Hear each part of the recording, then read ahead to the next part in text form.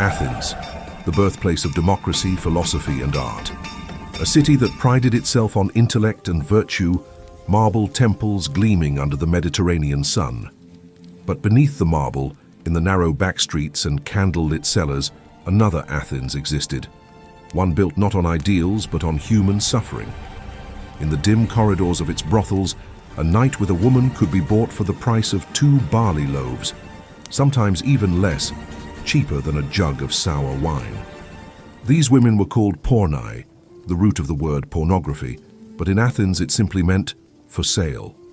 They were the invisible foundation of the city's pleasure and profit, nameless, voiceless, and endlessly replaceable. Court speeches from orators like Dio and Lysias describe how these women were made to serve 6, sometimes 10 men a day, earning barely enough to buy a bowl of lentils. Their bodies paid the price while brothel owners grew rich, and the city itself profited through heavy taxation on their misery. Athens didn't just tolerate the sale of women, it institutionalized it. Every act of degradation helped fill the state treasury. There was no minimum age for this trade, none. Historical records and archaeological evidence confirm that some girls were forced into prostitution as young as 10 or 11. Slavery made it legal, and therefore acceptable. Each enslaved girl bore a brand seared into her thigh with a hot iron, a permanent symbol declaring her as property. Not human, not citizen, just flesh, marked for ownership. Inside these cramped brothels, life was pure torment. There was no concept of refusal.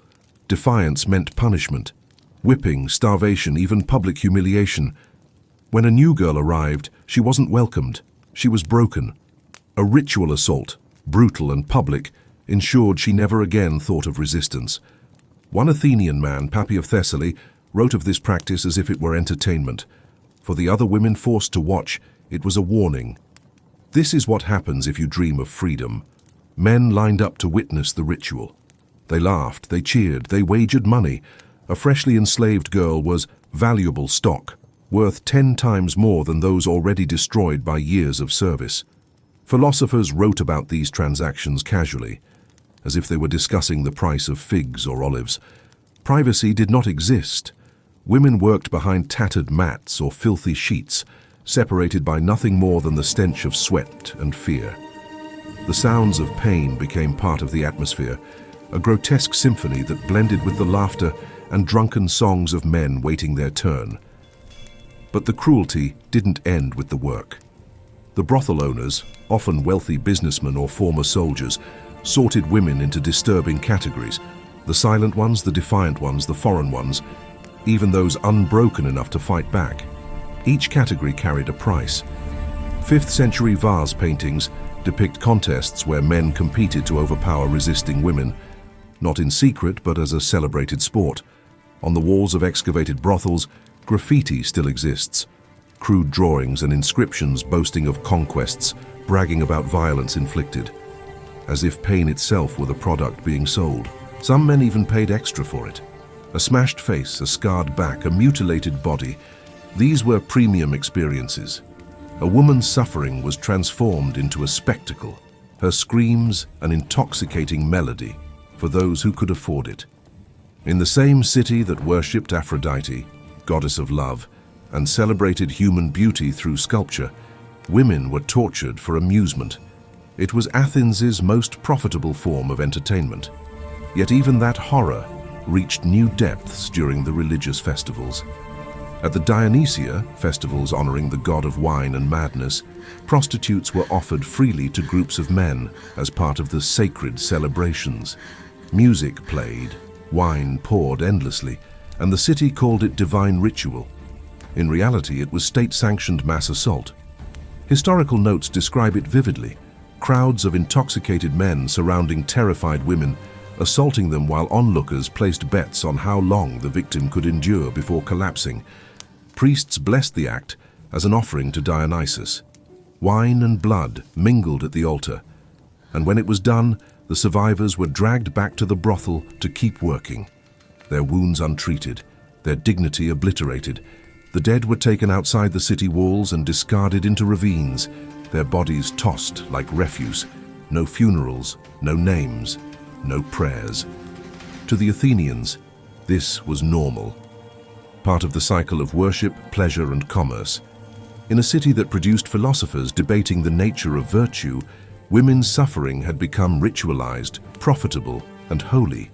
Day after day, the violence continued. The punishments were creative, sadistic, and constant, not just for disobedience, but for existing. A spilled cup of wine, a word mispronounced, even the act of weeping could invite a beating. Loyal patrons were often invited to join in. It became a kind of game, discipline the girl, a contest in cruelty. If a woman dared to resist or speak back, she could find herself locked for days in pitch darkness, denied food and water. Others were tied to stone posts in open courtyards, forced to stand naked through winter nights or under the merciless summer sun. This was known mockingly as character correction. Tools of punishment were whatever lay nearby. Wooden clubs, broken amphorae, iron lamps. Pain wasn't just inflicted, it was perfected. And so the women adapted. They learned to smile through agony, to suppress screams because tears only made the torment worse. They became experts in survival, wearing their pain like invisible armor. Their bodies told the story that words could not, covered in burns, scars, bruises.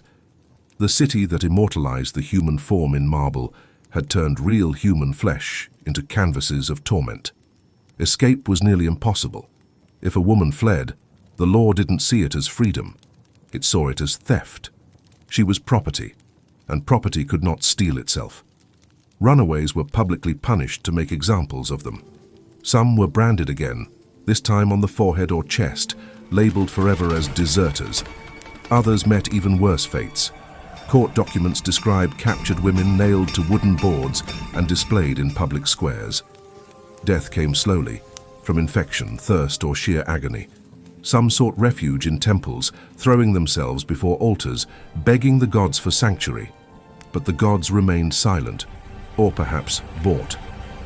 Priests often accepted bribes to return them to their masters. The price of betrayal was small. The cost to the woman was everything. Dragged away in chains, their blood smeared across the temple steps, the marks later scrubbed clean by other slaves before dawn. Each failed escape only fueled the next wave of terror. Athenian justice specialized in breaking spirits while keeping bodies alive enough to work. Few lasted beyond their mid-20s. The combination of disease, malnutrition, exhaustion, and repeated trauma ensured that most women died young. Those who became too ill to serve were not treated. Medicine cost more than a replacement slave. Physicians were for citizens, not property. When infection set in, the smell of rotting flesh, the sight of festering wounds, complaints from customers were ignored or punished. Work harder, they were told, as if pain could be beaten out of them. Archaeological evidence paints the rest of the picture: skeletons with crushed skulls, fractured ribs, malformed spines, bones of women who lived and died in agony, buried without care beyond the city walls. Pregnancy was considered the worst kind of damage, an interruption to profit. To prevent births, owners forced women to swallow poisons or carry heavy loads until they miscarried. Ancient medical notes describe horrific abortion methods: boiling oils, toxic herbs, even sharpened sticks forced into the womb. Those who survived were forced to return to work immediately. If the pregnancy continued, the birth happened on the same filthy mat where men came for pleasure. No midwives, no medicines, no mercy. Many bled to death within hours. Archaeologists have found tiny skeletons in drains behind brothels, the remains of infants discarded after birth. Some were killed by owners, others by their mothers, desperate to spare their children from the same fate. Infanticide wasn't just accepted, it was routine. It was the only act of mercy a mother could offer in a world that knew none. Under Athenian law, these women had no rights, no voices, no names. They were bound by false debts that grew endlessly, for food, for clothing, for shelter. Every coin they earned only tightened the chains around them. Refusing a client wasn't an option, no matter how violent or dangerous he was. Consent did not exist. It wasn't even a concept recognized by law. Even if a woman somehow found the courage to report abuse, her testimony was worthless, unless verified under torture, because the words of a slave could never outweigh those of a free man. In the birthplace of democracy, justice itself had a hierarchy, and at the bottom of it stood enslaved women, valued less than livestock. And yet, a few glimmers of escape flickered through the darkness. A rare patron might purchase a woman's freedom, perhaps out of guilt, perhaps for show. Others were trained as musicians, dancers, or entertainers, their skills turning them into luxury items rather than common stock. Some became favorites of wealthy men, living in relative comfort, adorned in silks and jewels, admired in private banquets. But even these privileges were illusions. The golden bracelets that glittered on their wrists were just another kind of shackle, because favor could vanish in an instant.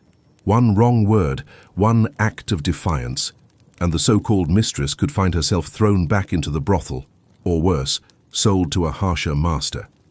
Historical accounts reveal that even these favored women were loaned to guests, offered as tokens of hospitality, returned the next morning like borrowed possessions. Golden cages, after all, are still cages, and when beauty faded, so did value. Old age, meaning anything past 30, stripped a woman of whatever fragile protection she had. Whether she had been a common slave or a treasured concubine, her end was the same. Nameless death, unmarked burial, deliberate erasure. No tombstones, no offerings, no remembrance. Archaeologists have found their bones mixed with pottery shards and garbage, buried in trash heaps rather than graves.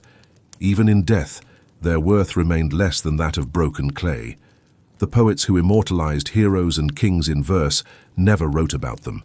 Their suffering was too ordinary, too common, too shameful to preserve. Yet their silence still echoes, in the ruins, in the walls, in the fragments of painted vases that once depicted their torment. The city that built the Parthenon upon ideals of beauty also buried its women beneath the weight of cruelty, and as Athens worshipped the human spirit, it quietly perfected the art of destroying it. Athens liked to imagine itself as the cradle of civilization, the light of reason in a world of darkness. But within that light hid shadows too long ignored. The violence done to women didn't end when the brothel doors closed. It was reflected, celebrated, and immortalized in the city's art, theater, and public life. In the grand amphitheaters where thousands gathered to laugh and weep, women's pain became a form of comedy. Playwrights like Aristophanes filled their scripts with mockery. Prostitutes portrayed as greedy, foolish, or animalistic. The laughter of the crowd drowned out any thought of the real suffering behind those caricatures. Scenes of assault and humiliation were turned into jokes, and the audience applauded. What was tragedy in the flesh became farce on the stage. Even in the privacy of homes, this culture of cruelty found expression. Pain became decoration. Pottery from the era, wine cups, jugs, and plates, often depicted scenes of forced submission, beatings, and bondage. These images weren't hidden or taboo. They adorned the same vessels from which Athenians drank their evening wine, passed around at feasts and symposia. Violence against women wasn't just tolerated. It was normalized, aestheticized, and poured into every corner of daily life. The irony was breathtaking. The same civilization that sculpted the human body into divine perfection also turned the suffering of women into ornamentation. And as the city grew rich from the trade of human flesh, those profits funded the very culture that mocked its victims. But the system wasn't sustained by men alone. Women of higher classes, free citizens, often looked away, or worse, looked down, believing the enslaved prostitutes existed to absorb sins on behalf of society. The degradation of one group preserved the purity of another. Respectable women were forbidden from most public spaces, so prostitutes became the public faces of femininity. To Athenians, a woman's worth was measured not by her spirit or intelligence, but by who owned her body, husband or master. Even philosophy, the pride of Greek intellect, was complicit. The thinkers who debated virtue, freedom, and justice rarely questioned the enslavement of women. Socrates himself spoke of moderation and moral excellence while walking past streets lined with human misery. His disciples discussed the ideal state while ignoring the real one, built on bodies that could neither speak nor vote. And through it all, Athens celebrated itself as the moral center of the world. But perhaps the most chilling hypocrisy lay in religion. The temples, draped in incense and gold, were supposed to be sanctuaries of purity. Instead, they became extensions of the same economy of control. Many temples owned slaves, including women forced into sexual servitude as sacred prostitutes. In some sanctuaries, offerings to the gods were paid in the form of women's labor. The line between divine worship and human exploitation blurred until it disappeared entirely. During certain festivals, priests declared that violence against prostitutes could please the gods, that the mingling of wine and blood symbolized fertility and abundance. Women's screams were recast as sacred hymns. Deaths from suffocation, internal injuries, and blood loss were recorded not as crimes, but as divine sacrifices. And when the festivals ended, those who survived were dragged back to the brothels to continue their service. Those who didn't were cast out with the city's waste, their bodies rotting beside discarded pottery shards, their deaths unrecorded, their humanity unacknowledged. In a city obsessed with immortality through art, these women were denied even a name on stone. They became ghosts in history's grand narrative, the invisible architects of a golden age that forgot them entirely. The contrast is staggering. While Athens polished its image as the beacon of enlightenment, it maintained one of the largest organized systems of human trafficking in the ancient world. Every coin spent in a brothel fed the machinery of democracy, paying for roads, temples, and theaters where citizens spoke of honor and virtue. Athenian democracy, the pride of human progress, was built on the silent labor and suffering of those who could not participate in it. And even as centuries passed, this silence persisted. Historians praised Athens' art, its philosophy, its architecture, but they rarely wrote about its women. The erasure wasn't accidental. It was deliberate, because to tell their story truthfully would mean admitting that the foundations of Western civilization were laid not only with stone and intellect, but with blood. When the women finally broke, their bodies failing, their spirit extinguished, they simply vanished. There were no records, no burials, no mourners, just bones tossed into ravines or buried in garbage pits beyond the city walls. The same Athens that built the Parthenon in honor of its gods couldn't spare a single marker for the women who made its wealth possible. Even in death, they were denied identity. Archaeologists have uncovered shallow graves filled with female remains, fractured skulls, deformed spines, and pelvises shattered by years of violence.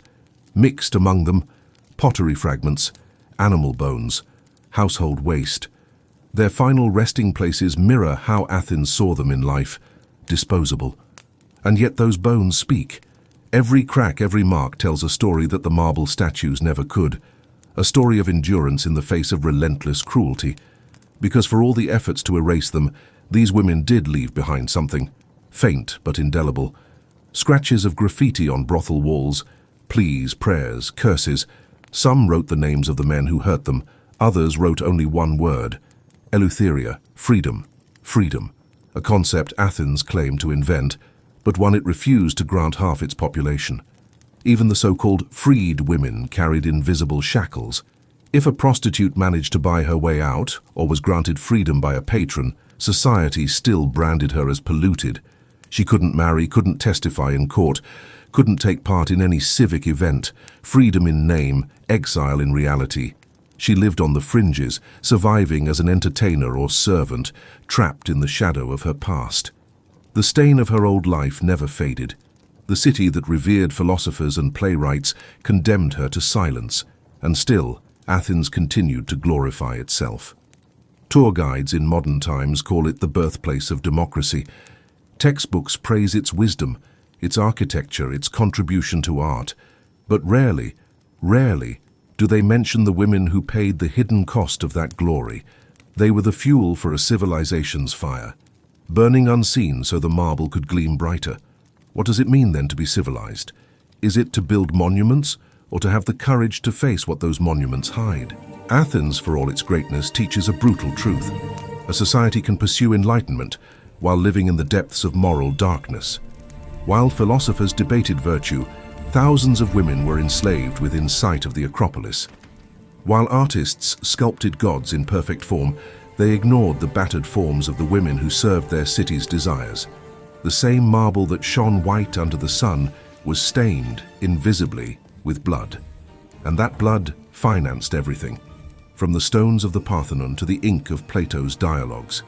To study Athens without acknowledging its victims is to read only half the story.